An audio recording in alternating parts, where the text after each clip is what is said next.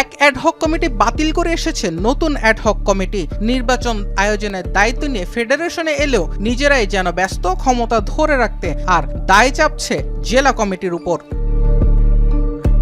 দেশের ক্রীড়াঙ্গনে অ্যাডহক সংস্কৃতির অবসান হয়নি নতুন সরকারের 6 মাসেও। সবশেষ জুলাই মাসের শেষ ভাগে নতুন করে 27 ফেডারেশনে এসেছে অ্যাডহক কমিটি। এই অ্যাডহক কমিটিকে দায়িত্ব দিতে আবার বাতিল করা হয়েছে অন্তর্বর্তী সরকারের সময়ে সার্চ কমিটির মাধ্যমে গঠিত কমিটিগুলোকে।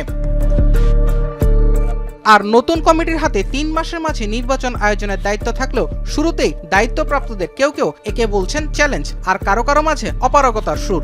একটা সুষ্ঠু এবং নিরপেক্ষ কাউন্সিলর তৈরি করা, এটা হচ্ছে মূল চ্যালেঞ্জ। আমাদের জেলা বিভাগগুলোতে কাজ চলছে, অ্যাডহক কমিটিগুলো তৈরি করে তারাও নির্বাচনী প্রক্রিয়ায় আগাচ্ছে।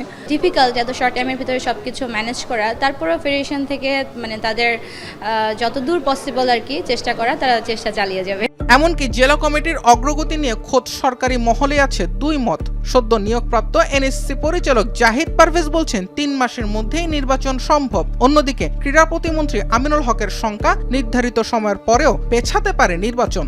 একটি গণতান্ত্রিক পরিবেশে যাতে নির্বাচন হয়, বাংলাদেশের ক্রীড়াঙ্গন গণতান্ত্রিকভাবে যারা ক্রীড়াঙ্গনে গুণীজন আছে, ক্রীড়া সংগঠক, কর্পোরেট হাউস আছে, ক্রীড়াবিদ আছে, তারা নিশ্চয়ই এখানে গণতান্ত্রিক প্রক্রিয়া একটা পরিবেশ পাবে। যদিও আমাদের নিয়ম রয়েছে 3 মাসের ভিতরে করার, যেহেতু জেলা ক্রীড়া সংস্থার কমিটিগুলো এখনো হয়নি, সেই ক্ষেত্রে আমাদের এই ফেডারেশন নির্বাচনটা কিছুটা বিলম্ব হতে পারে।